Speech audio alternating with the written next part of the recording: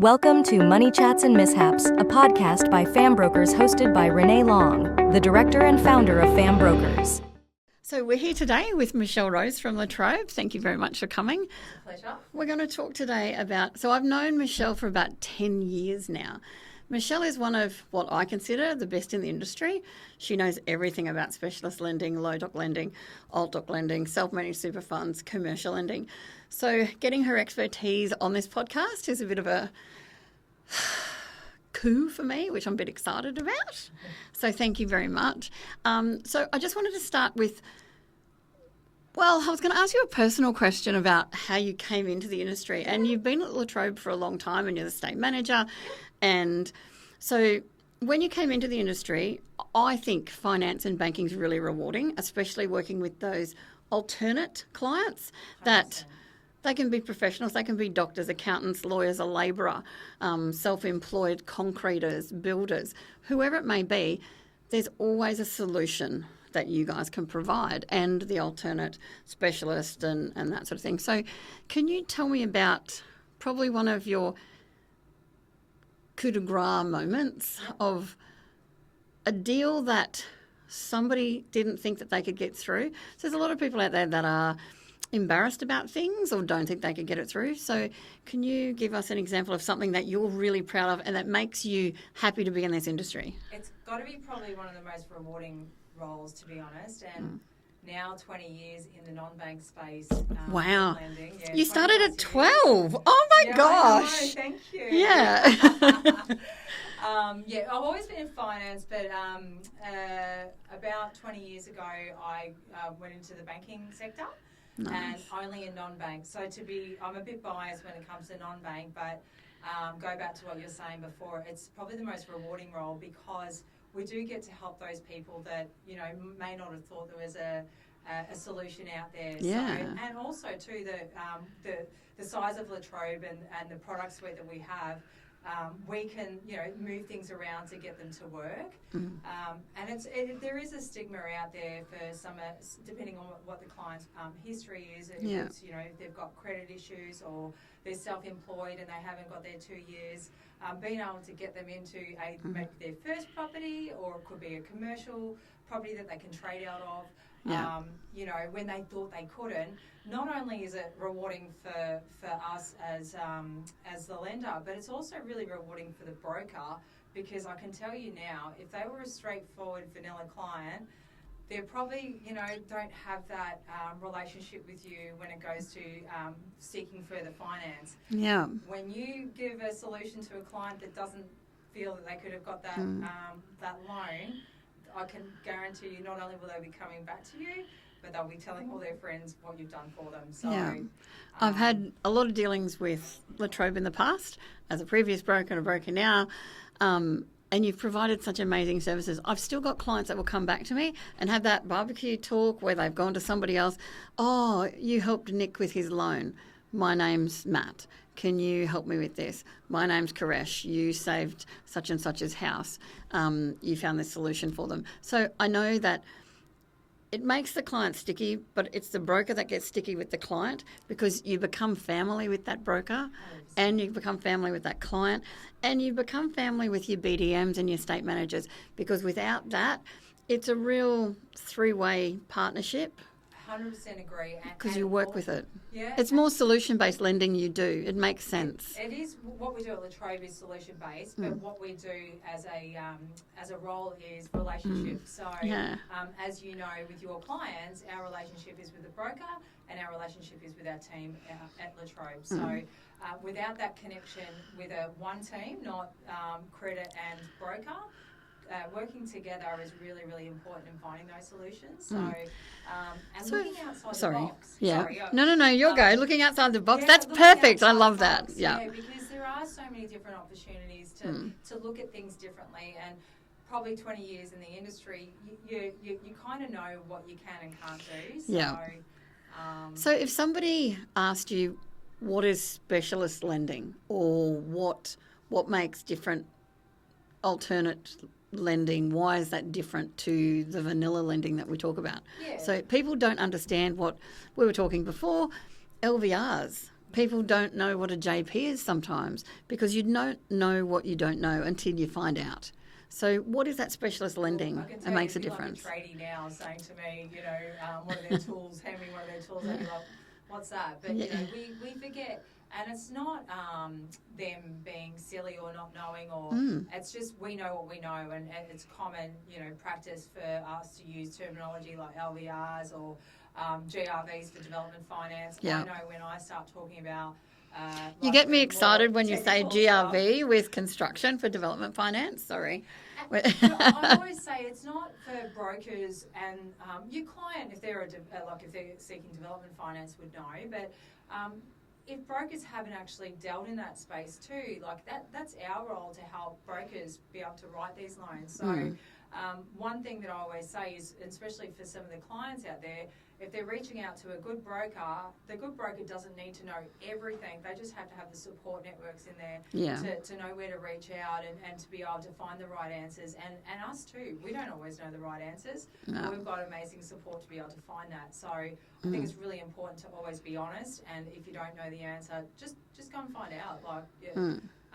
It's not hard. It's better than saying yes to something that you can't do. So. Exactly. But sometimes you don't know. So a specialist loan is more about the hairs on it. Yep. To me.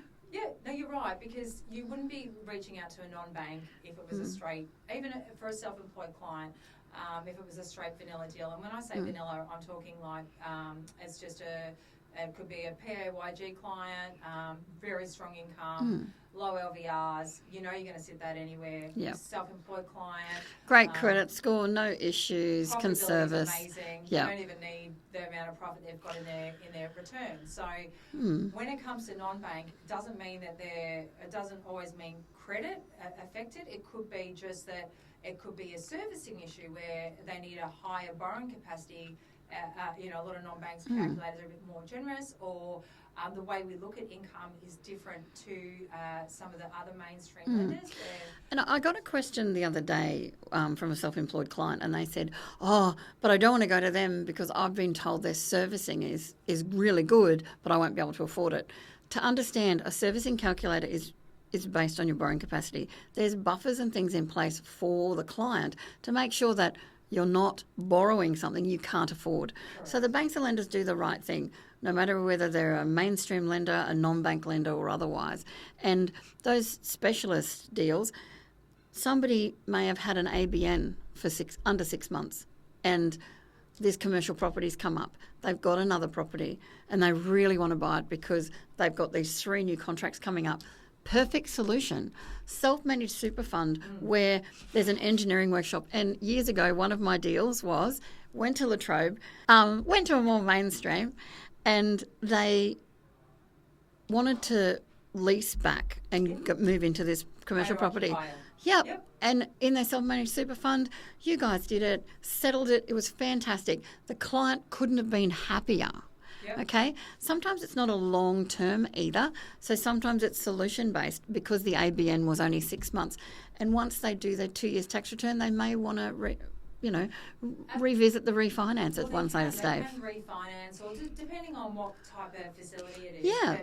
Sometimes it's long term, it's set and forget. Yeah, sometimes correct, it's not. Correct. And a lot of self-employed don't even know that opportunity, that exact scenario exists because with self-employed, a lot of them aren't contributing, or they only contribute lump sum every year, a minimal amount. Or if they don't contribute at all, then they think they can't buy their own commercial property that they can trade out of. But that is actually incorrect. The way that we look at it is totally different to some of the other lenders out there. Yeah. What that means is we can actually look outside the super fund to service that loan, which means if they've got strong income outside super, that's taken into account. Accountant's letter or 12 months BAS or financials. If we can see that they've got the capacity, guess what? They can actually buy their own premises and trade out of it. Exactly. And that benefits the client exponentially. 100%. They can bring their new deals on board. They've got these contracts coming on board and they didn't think they could do it. By you providing them a solution, And guess blows your what? mind. They've got an income producing asset for Exactly. their retirement rather than someone else's that they're paying off for them. So, Exactly. It's also too for brokers to have those conversations with their accountants to let them know there are lenders out there that can provide these opportunities for their self-employed clients. Yeah. But also too, the self-employed clients that may not have all their tax returns up to date, especially this time of the year when whether it's commercial And with or tax debt. residential. Yep, tax debt is a massive one at the moment. Yeah. I'm sure you've seen it. The tax departments are they've got the whip out with making sure that some of these debts are repaid. So if they're not, they are putting them on the credit file. So even more than ever, it's really important to keep up with your tax obligations. So we are seeing a big increase with tax debt. You can do cash out for most purposes. We can do cash out, or what we actually, it's debt consolidation. So we'll repay that debt. There's no maximum amount. So if it's 500 or 600, we just want to understand how they got there. Yeah. And then they're not going to be in that makes sense. situation in 12 months' time. And that's where the broker comes in. We know the client's story. Yep. So we come to you to say, this is what's happened. And sometimes there's a medical reason. Sometimes once in a lifetime event happened. I mean, the ex-president of the United States, we will not say his name, but he's been bankrupt multiple times and come from an extremely wealthy family. Richard Branson has been bankrupt many times. People are very embarrassed if they've been bankrupt or if they're coming out of bankruptcy, but sometimes it's a once-in-a-lifetime event because of something. The GFC created bankruptcies. Previous things have created bankruptcies for a myriad of reasons. Yeah. Some people have lost their partner with terminal illness, etc. And we see these all the time and they say, look, now we're doing really well in our business, but I don't think we can go to anybody. And they come in and your heart goes out to them, but our job is to have a look at the story. Are they in a better off overall position? And for me, it's would I lend my money to them if I had it? And if I did, I'll go to you and say, okay, Greg has got this. His wife had passed away. She did half the stuff in the business. He's now got a bookkeeper. He's also put on 5 new staff. He's in a much better position. But 3 years ago, he's come out of bankruptcy because stuff happened. But now he's come to the other side of it and he's in a position to purchase property and he wants to grow his business. So can you help me? And then I'd go to you and you have those solutions for those clients. And that's where it comes down to your broker notes and understanding the background to a client. Like if you can position that with a lender, any of the non-banks out there with that story, then they are going to have a much better understanding of how they got in that position. Not knowing the story is a lot harder to sort of mitigate. And, the first reaction is risk. What risk does this client have with us as the lender? And when we talk about risk, on a bank, non-bank perspective, can you tell the audience what risk is that they're looking at? It's not you're going to trip over the power cable in the hallway. It's credit risk. So as you were saying before with live events, one thing that we're really good at is listening to the story. So we're a storybook lender. We want to understand what happened to them. That is so nice. That sounds lovely. I know it does. It sounds a bit cliche, but I can tell you now it's 100% correct. Yeah. We want to understand what happened to them. So if it was one life event and they've got multiple defaults or they've got multiple credit issues behind the scenes, as long as that story makes sense and they sort of all the dates sort of align, we're going to help that client with a much more favourable interest rate because we understand that in life, unfortunately, life events happen. Yeah. So they're the ones that we really play strong at, understanding the story. Because COVID impacted a lot of people as well. Exactly. That's exactly right. And there's so many different instances and you would have seen it through your clients. I see it all the time and it's quite sad, some of the stories you hear, but when you can see where they are now and where they're going to be. Exactly. From where they've travelled, they're so far. And when you get that, so Trobe will send me the formal approval. I do something really cheesy. I love doing it. Yeah. And my clients remember me for this, and sometimes you'll get a referral to say, you're the lady that sings Happy Formal Approval Day. So I cannot sing for the life of me. But when I get that, I feel so excited. I'm like, oh, woohoo, I've got a formal approval. Because you've slogged, hard sweat and working, and the lender's done that as well, and you're finally in a position and the client is so stressed. So I ring them up and say, how you doing, Stan? Happy formal approval day to you. And I'll sing it to them and they go, woohoo! Yeah. And they're so happy. And that for me is the best time of my job. Even though I can't sing, I pretty much enjoy that, make up the song. But the client remembers it. But the clients love it. Yeah, And the clients will remember that. And then years later, they'll say to me, I remember when you phoned up and sung Happy Formal Approval Day. And one of my old deals from La Trobe, they're refinancing because they're buying another property. But their situation was very much a storybook. And it took longer to go through because sometimes SLAs is your service level agreement. And what people don't understand with banks, with non-bank lenders, sometimes they can be faster or slower. It depends which bank. Some of the mainstream banks, and it depends on the file and complexity. And we all want to get a formal approval within 14 days, but sometimes that's not the case. And if you submit your loan the week before Christmas, the banks are going to be closed for 3.5 weeks. I think all you can do in those instances, whether what lender you're going to, if they do have longer SLAs, the BDM obviously has to be honest and transparent with you with what that looks like. But then you can let the client know that, look, we're going to La Trobe Financial to get your finance. They're sitting at 15 business days. Just letting you know up front. Then there's no sort of, you know, you deal and with you what can you've negotiate got. with people, especially if you're doing some development or construction and that sort of thing. It depends on the time of year, it depends on the levels, and you can be slammed and the client gets frustrated with the broker gets frustrated with the lender. But if you're open with communications, and some things change, like you can increase by 5 days in a day, but that is nobody's fault. Yep. That's just the industry that we're in. It's just the communication too, though. It took me 9 months to get my new bed suite, okay? My bedroom suite, it took me 9 months. So I guarantee we'll get the loan before then. 30-day escalation. But I will put a plug out there for La Trobe Financial at the moment. Yes. We're sitting at 2 business days to pick up the file. So Wow, that's we're the best fantastic. It's been for a long time. And that's purely due to us putting on more credit staff. La Trobe has so many products. Yeah, we do. We've got 18 different products. Wow, I didn't know it was 18. Yeah, 18 different Wow. products. So we go from a standard mum and dad home loan to SMSF, residential, commercial SMSF. We do light dock loans. Do you do commercial lending for construction? Do you do commercial construction? Yep. What's your Development, maximum? $25 million we go up to. Okay. For development finance, we go up to $25 million. Okay. We've got a lease stock product for commercial. Bridging I love lease stock products. Oh, your bridging loan. I used to love the bridging loan. It's So talk to me about it. Popular product out there on the market at the moment.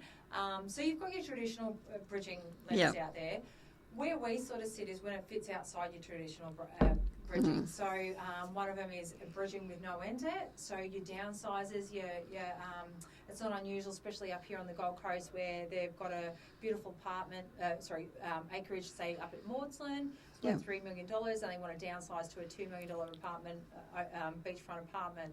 So that kind of deal is perfect for us. So there's no repayments throughout the bridging because it's capitalised into the loan amount. So what's the length of term? Because that's one of the differences with bridging. Sometimes it's the length of term. Some only do it for 6 months, some do it for 12, some do it for 18. 12 months minimum with us. We capitalise the payments. We don't need the property. So on the they market. can move into that property, which is a great solution for clients, especially if they've bought an off the plan a couple of years ago and now they can move into it, but they haven't sold their house because they didn't know when.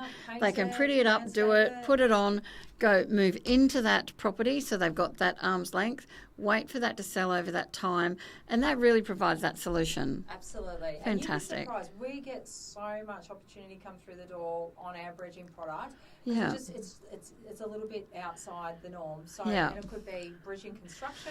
So what is a bridging loan for those out there that don't know exactly what a bridging loan is? It doesn't mean a loan for a bridge. Doesn't it? No. She's not just a pretty face. No, what it is when the clients have got their existing property and they've found their new beautiful home that they want to buy, but they haven't sold their existing property. So we don't need the existing property on the market. We give them time, like I said, 12 months. We can go up to 2 years. With our construction bridging, that is 24 months because we all know how long construction's taking at the moment with delays and what have you. So it's a 24-month period, but it gives them time to, if they were doing a construction bridging, time to build and then move into that property and then sell their other one. And especially when I was saying like downsizes before, a lot of the time they don't have the time to do the painting and make their place look beautiful and pretty. So this opportunity allows them to do that. Yeah. And if there is an end date, because we capitalise the repayments, during the bridging, no payments, but at the end we just service on end debt. So it's a real point of difference. And a lot. So when you say capitalising, you just charge the interest. They don't pay it during the loan, but at the end of it. So if they've taken out a 12-month loan but they sell their house in 6 months, does that impact it as well? That means they only use 6 months of the interest budget that's built into allocated. Perfect. It's not actually built into the loan. It's part of. It's like on the side. So it's only used as required. Yeah. So if they only use 6 months, guess what? That's all they're going to use. Excellent. Yeah. But a very, very popular But it's a great solution. Bridging loans at the moment would be about 15% of my workload. Oh, there you go. Yeah. So there's a real need for it. Oh, yeah. And there are ones that are outside the box, and that's when you reach Latrobe. So the reason why I say outside the box, so to give you a bit of a background about Latrobe, we've been around for 72 years, so we're not. It's amazing. Yeah. And we've got two sides of our business. So you've got my side, which is the lending side, where we're lending the money out. Yeah. And the other side of the business is our credit fund side of the business. So the reason why I tell you the story is to understand our flexibility with our lending requirements and the common sense lending style that we have. So we've got the credit fund side of the business is mum and dad investors investing into Latrobe Financial, and that money we can actually lend out to the likes of our commercial loans, our SMSF loans, and our development loans. But we can make the call, given our background. A lot of our BDMs are credit skilled. Very educated, so we can actually understand. And long-standing. Sometimes BDMs in certain banks and lenders don't stay as long, but I can honestly say Gavin's been there for over 10 years, you've been there for over 10 years. We're not just BDMs, to be honest. We have to be very skilled to understand whether they're superhuman. No, they are. I'm pumping their tyres up because they are really, truly... You've got a great team. We do. Knowledgeable, helpful, if it meets policy. To do the stuff that we do, it's not straightforward. We're talking about BDMs that do like a standard mum and dad home loan to a $25 million development loan. So it goes from one extreme to the other.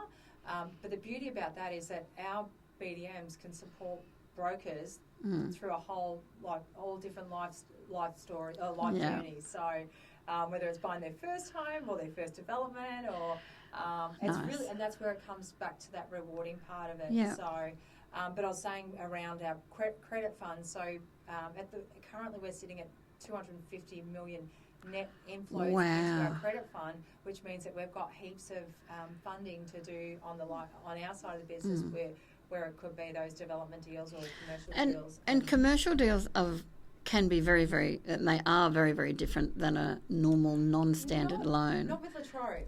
So, tell us the difference with that, because in most lenders, it's a part. This is commercial, and this is your alt doc, low doc specialist. Yeah, so there's a river in between. Yeah, that's right. Well, you're correct, because when you say commercial at Latrobe, we only do mortgage-backed securities, so bricks and mortar. Yep. So when you say commercial, we're lending on the freehold. Commercial to brokers could be asset finance, it could be business finance, it could be a lot of things. So for Latrobe, it's actually just... And I have a scenario for you after this. Excellent, that's what I'm here for. I know, right? So with the commercial, we only see it as an asset type. So you've got Yeah. residential and you've got commercial. With our loans, it's the same application, same servicing calculator. It's just the asset type. So years ago, I did a deal with Trobe that saved my clients bacon. So they were a real estate agent and they went out on their own. But what they wanted was this property it was the north side of Brisbane. It was mixed use. So upstairs was a 2-bedroom house, 2-bathroom, fantastic, been renovated. Downstairs was a fully equipped office and industrial kitchen out the back. Yep. So she kept the industrial kitchen. You guys lent her the money. She had her ABN for over 2 years, but she had gone directly to a bank and the bank declined her. I met her at, I think it was my grandchild's school fete. I'm sure it was the school fete. And she was talking to me and she said, I'm starting up this, rah, rah, rah. And I said, well, how'd you go with your finance? And I'm a broker. And she said, I got declined, so you can't help me. And we had a bit of a chat. I said, let's meet up Monday afternoon for a coffee because it was on the weekend. We did. We went through. The Trobe had the perfect solution for her, and they took mixed-use properties. So just because you think a property you can sign, it's like we've all had clients that you get caught up in the moment and purchase a property sometimes that you weren't equipped for and you thought you could get it as well as the clients that are embarrassed or ashamed or don't think that they can get it. You've also got those clients that have amazing confidence. And we love them because they'll go to an auction on Saturday, they'll send you the contract Wednesday and say we need to settle within 2 weeks, and they didn't have finance. So they have to go unconditional on $2 million property. You realise that they're borrowing capacity and they haven't done their taxes and they haven't done this and they haven't done that. Exactly. And they're fantastic examples for you. Absolutely, and that happens. It happens all the time. So you're right though, because you have one extreme to another, right? Mm-hmm. But really, I always say there's always a real life person behind every transaction. So whether they've had a life event, and it's their life, or they're trying to bid at auction, or it's a real life person. So you've got to treat the deal like you would treat any deal, whether it's $100,000 or $25 million. So that's my personal opinion on it. With these people that go to auction or that maybe at that next level where they need higher lending capacity, they're high net wealth individuals. This is where we go back to our conversations earlier around light doc and full doc and maybe what are the differences. So I'm a massive believer that, and 60% of our volume too at La Trobe is light doc. So what is light doc to you? It's not, what do they call it? Ozempic? There was a stigma around for quite some time. I think it's starting to phase out where a light doc is, take the T out of it, it's a lie doc, which is absolutely rubbish. It's not. Why would you declare an income you don't receive? The way I perceive it and the way that I sort of tell brokers is that depending on the client circumstances, it could be they haven't lodged their 2024s and they've had a ripper of a 2024. And it's the actual income, they just haven't put it in paper yet. Or then it's that next level where they're high net wealth individuals that have got a big asset-rich cash corporate pool structure, where their accountant's fantastic to set the corporate structures up. And you know what? Absolutely, it's a great way to minimise tax. However, when it comes to trying to get finance and you're, trying to funnel money here, there and everywhere, it does get a bit complicated.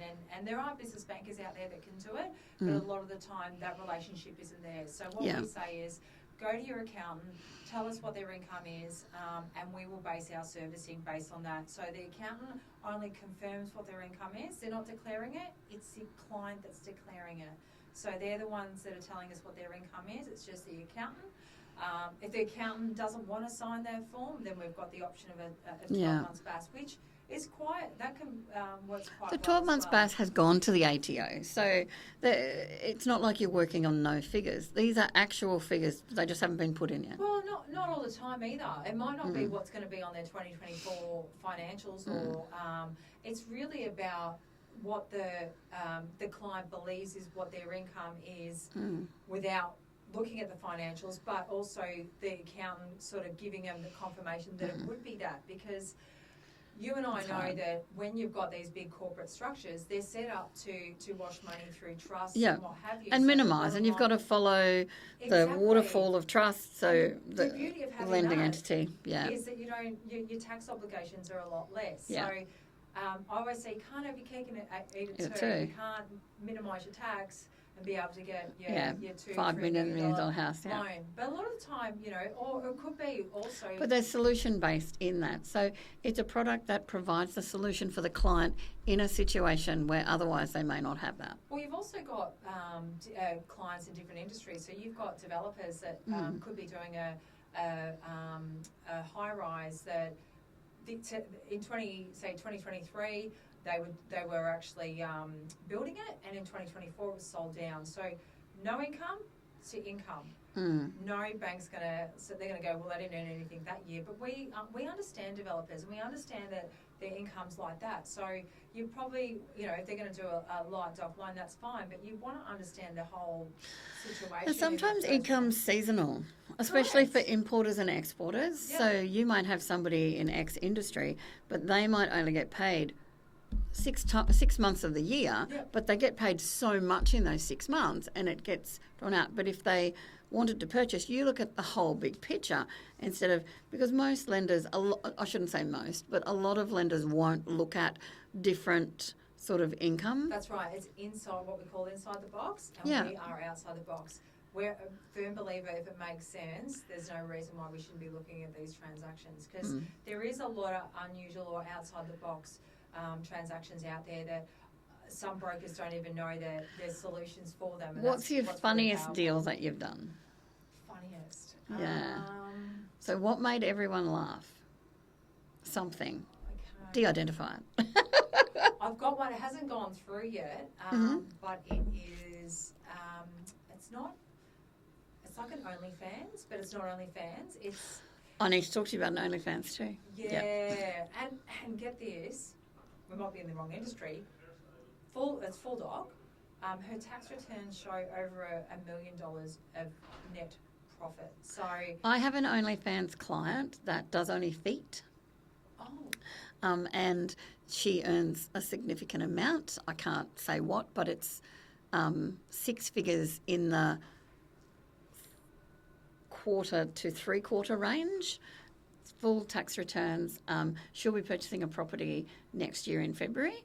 And I've had difficulties placing her because some of the banks and lenders have come back to me to say, and even though, so not all your non-bank lenders will look at things like that. So she's not doing anything wrong, I don't think.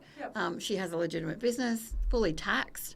She needs a $2.3 million loan. I will be coming to you, Miss Michelle.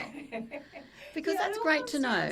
Like you are, one thing that we do really well is we ask a lot of questions up front, like before you even at scenario level to understand whether it's going to be something that we can see going through, because we don't want to waste. She's sponsored with a car now. Well, there you go. And depends Prestige on cars. I mean, they don't age too much.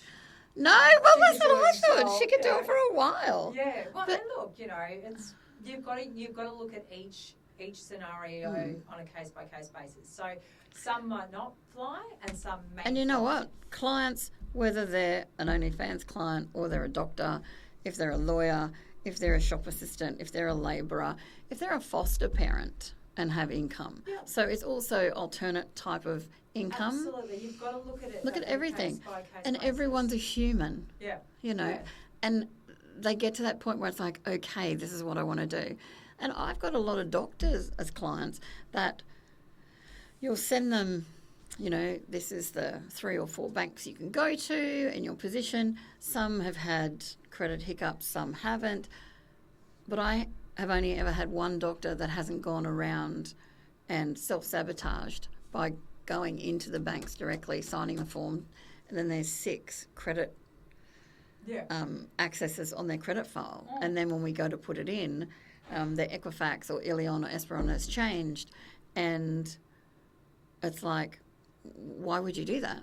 And they're like, I thought that was okay. So sometimes that that gets don't taken. realise the They don't realise the of- impact of what that happens. Absolutely, yeah, and that happens quite often, especially in the non-bank world, because they're coming to us normally for a reason, and some of those could be, they could have had defaults on the credit file, or sometimes they're not even aware that there's defaults on the credit file until they come to the finance, right? Yeah. One of the big things that we are seeing a lot of, and because La Trobe don't do the CCR, which is the comprehensive credit reporting, we don't do that. But if, for example, if you've gone through a marriage separation and you've got the marital home and no one wants to pay the mortgage when you're going through a separation, people don't realise the impact that does have when the property sells. That is right? huge. Every 100%. one of the divorced clients that come through, they won't have paid 100%. I have not ever had one out of 100 loans. And to be fair,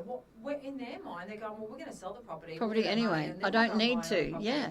But unfortunately, that's not the case. It's a default each month. Well, it's a hit on your credit file now. So exactly. On the comprehensive credit reporting, it'll show up on there. Fortunately for the Trobe, we don't see it, so we're the lenders to come to in those instances. Yeah. But yeah, it does actually play a part when they've sold the property, they've moved on, now they've got their deposit for the next property, and unfortunately they're having to go to a non-bank to sit that somewhere. That's probably one I'm of the getting a biggest areas. podcast purely on credit reporting and understanding, and I think I'll need two. I think it's going to get even tougher and tougher, especially, we're talking about ATO debt before. ATO is starting to put it on people. Well, I've got a client that actually the ATO has put it on their credit file already. And some clients, so one client was paying a lot higher than advertised rate, and it was cheaper to refinance to pay it out and go to a non-bank lender to pay off his ATO debt than to keep it with the ATO because they were charging more.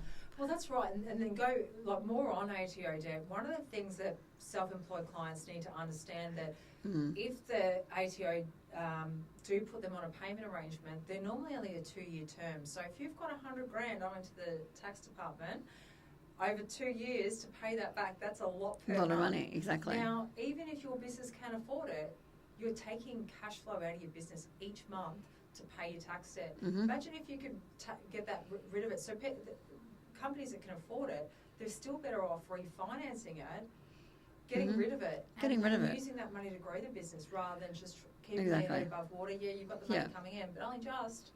So, having those conversations and understanding that there are and cash flow cripples business. So, and with ATO debt, it's a stressor because the ATO is the only person that, if you don't make your home loan repayments, the bank will repossess your property. If you don't make ATO debts, the ATO can do that as well. And it's a big risk to lenders now. Yeah. ATO debt. So and they also take it into account. So your mainstream lenders, that's a debt. And they consider it as a debt with interest. I think in the past, because really there was no real push to pay your tax debt. Like you could probably leave it there 2 or 3 years, go on a payment arrangement within 2 years, and they worked it out, and Well, they're kind of using the tax to bankroll themselves until they really have to pay it. Yeah. So, and it's cheap money because there's until you go on a payment arrangement or until they start charging you interest. It's not official. Yeah. Yeah. That's changed now. So I think it's really more important for self-employed to keep on top of it because it will come back and bite you on the bum and you won't realise it until it's too late. So. But that only creates more opportunity for us. But also too, there could be when you're self-employed. It helps the director sleep at night. But there's also too, I think, from a broker, if you're a good broker and understand the opportunities that are out there, you could have self-employed clients that are coming to you for tax debt, but you might even see, oh wait a minute, they're trading they're renting a premises, but they've got 300 sitting in their super.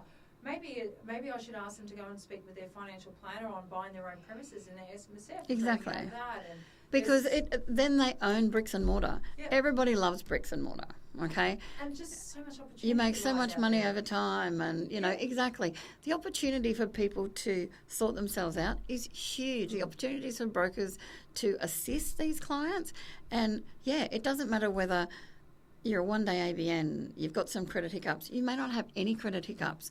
You may have done something inadvertently, like the credit inquiries on the file, the ATO debts, the solution focused for a commercial construction loan, which is quite difficult and not many lenders offer that. We're seeing a lot of construction, so especially on the coast here, knockdown rebuilds. Yes. So, and high-end. And a lot of high-end knockdown rebuilds for properties, and the GRV is your gross resolution value. So it's what it is valued at the end, and not a lot of banks and lenders will do that. They'll do the EMV, the estimated market value. Or the in-one line value. If it's going to be a duplex, for example, if you're going to do a knockdown rebuild and build a duplex, a lot of the prime examples, the ones at Burleigh and Palm Beach and Tallabudgera, they've bought a larger block, they've locked it down, built a beautiful high-end duplex, and they sell for $2 to $3 million, where the one small property on it sold for 1.2. They've just got $4 to $6 million. Obviously, there's materials and parts and everything else, but it's that quick fix. And there is so much need for new properties. Have a look at the amount of New South Wales and Victorian number plates you see on the road now. Yeah, but also too on the construction side of the duplexes, they might have not borrowed as much because they couldn't get it from their mainstreams. Where there's alternative options out there that they may give you not a bit know more. that were there. Yeah. So if they've got a lender that's going to value it in one line, meaning it's not separate valued, then that's going to reduce your borrowing capacity by quite a substantial And then you've got to amount. find that cash, and where are they going to find that? Or you may not, so you don't do it that way, and then you don't build at the spec that you wanted it at, and that's where I think you've really got, this is where brokers come in handy, because if you're walking into a branch and you're not getting those other options, then, it's... Walking into one lender provides you with one possible or two possible solutions. Going to a broker, we've got bid, we've got all sorts of things, where most brokers are accredited with anything between 22 and 60 lenders. Smorgasbord. Right? Smorgasbord. I'm accredited now with nearly 3 digits. So off-panel and on-panel. But it's a smorgasbord, because you can find a solution. I've got a client at the moment. They're a tech client. So it would be the equivalent of a Silicon Valley tech client in Australia. Yeah. And they're building an app. But they've got a lot of assets and they need the money to build this for the app and to resource the funds for staff and equipment and things like that. So getting those, using their bricks and mortar to get the cash out, they're perfect solutions. So I'll give you an example of a loan we did recently, which was $6.5 million cash out against a $13 million property. Yep. So you're good with luxury properties. Now, a luxury property is what a bank considers anything over $3.5 million, usually, to $5 million. So not all banks like to do luxury properties. Yep. So talk to me about that. Yeah, so this was a luxury property up at Redcliffe. So it was a $13 million property, and the clients were looking to do a construction on a vacant block of land. Yeah. Rather than doing the construction loan, because they had so much equity, I think they only owed about $1 million on their current loan. Oh, nice. All we did was to do a cash out on their existing property for the purpose of doing a construction loan. So, nice. There's ways and around... And that's a great solution. Exactly. Yeah. So in the private space and in the specialist space, those sorts of things will happen a bit more, but it's a great solution for the client. So it's not construction drawdown, and sometimes that drags out the time frame. Cash is king when it comes to that, because sometimes they can see something online, or the plumber says these taps are now on sale, go to an auction, this is happening, this is happening. They get all of these things. They can save money, they save time, and saving time saves money anyway. Absolutely. Time is money, especially when it comes to developers or construction. Yeah. The longer it draws out, the more it's going to cost you. So exactly.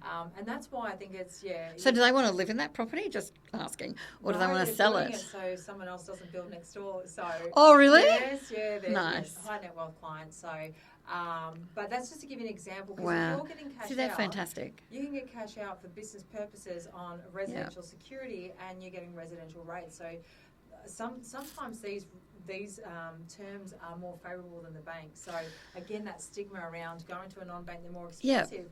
Sometimes it's not. Yes, Yeah. I agree. So sometimes there's risk fees, sometimes there's application fees, sometimes there are other fees. But sometimes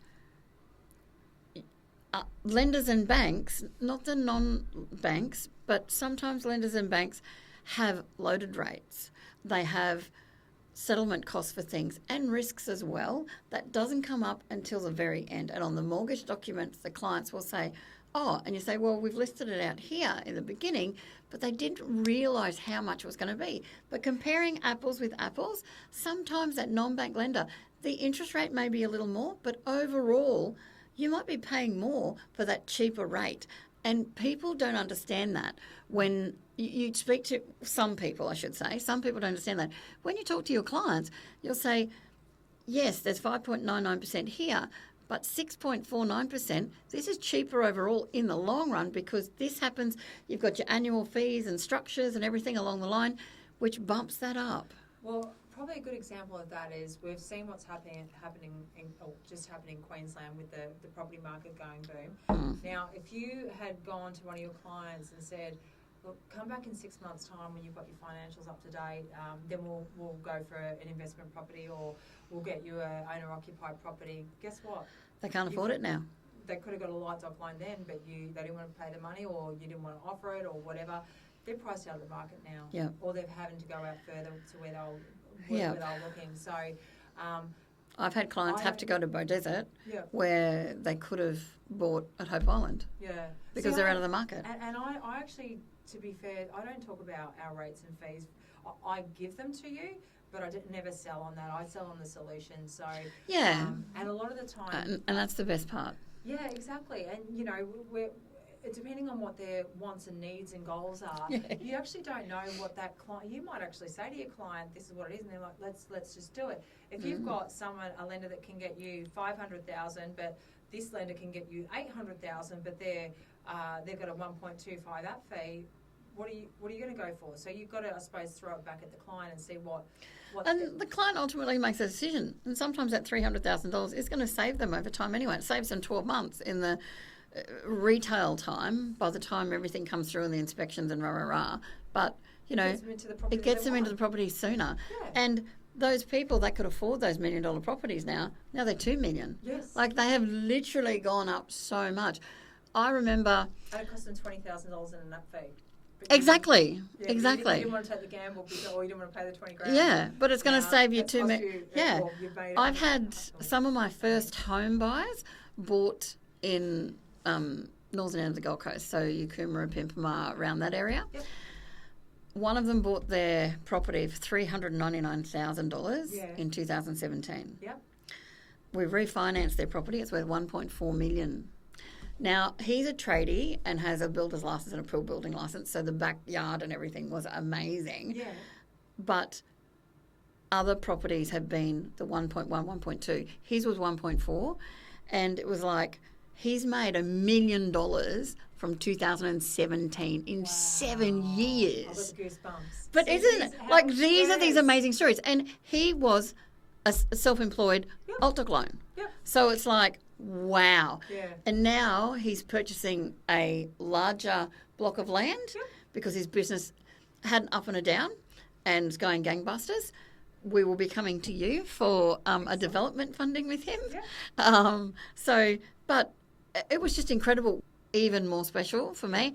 But he's funny. He'll phone me up and go, okay, I've got... Is that we share best practice. So, Yes. you know, if you rang me or one of my brokers rang me and said, hey, Michelle, I've got this deal, and we could do it, but we knew there was a better option with one of the other non-banks out there, you know what? We will tell you that. And the other non-banks do the same because we're not the best at everything, but we're really good at what we do really well. So if that's, you know... I'll often be at a coffee and somebody will say something, I'm like, that's a Latrobe deal. Yeah. That's a such and such. And there's enough opportunity to go around too. So we want the best outcome for your clients. And what I find is that the non-bank BDMs up here really do sort of make sure that they can help you right to that end of settlement. So really important for brokers to have that relationship. And I think that's real key to your business. We're part of your business. And we can provide you options that you may not be aware of, and we know policy that you meet, and we know that because of you. Yeah. And none of us are I'm not in competition with any other broker. No. And the lenders aren't in competition with other. And if you think that, I feel sorry for you, but most don't. No. And when I was a BDM, I'd ring up and say, no, that's a such and such, go to there. Yeah. And I still, this is funny, so come back for over 12 months now. On Mondays and Fridays for 2 hours, I take phone calls off brokers that used to be under my patches. Yes. And we call it patches for areas and aggregators. And I will go through scenarios and go, oh, okay, such and such does that, such and such does that, such and such does that. This does not surprise me that you do this. But I love that because Yeah, it helps me. It helps me as well. Yeah. It doesn't just help them, and they're new to industry or they've been in the industry for a little bit, but they've changed. Because sometimes you start broking in resi and you morph, and sometimes you do really well in this resi space, like maybe first home buyers, or you're great with investors and middle of the road. Yep. But then all of a sudden you get 6 self-employed and a couple of commercial deals, and you're like, that wasn't too bad. And it's like that, first jump in the pool. You get to learn more, take that leap of faith and take it on. And that's one of the things that I do say to brokers that may not have done an SMSF loan or development loan. We're here to help you. So when that client rings and says, oh, can you help me with this, can you give me an SMSF loan? I love self-managed super fund home loans. Yeah, but they are fantastic. Yes, I can, even though you can't. Hang on, you get the details, you hang up the phone, and guess who you call? You call your non-bank BDM or lender that can, that's going to support you throughout that product. And they do the whole thing. Yeah. And can't thank you enough. So we'll probably wrap this up a little bit. I just want to, on a personal note, you've just been on a holiday. Have I? Your last holiday that you went on. I'm always on holidays. Yeah, well, it was a long time ago. It was like 5 months ago. So that's was that 5 months ago? Wow. Yes, You're going to. What was that like? So, what was the best part about your holiday? When you leave and come back, you're always usually, for me, I go on a holiday and I do so much that I come back exhausted.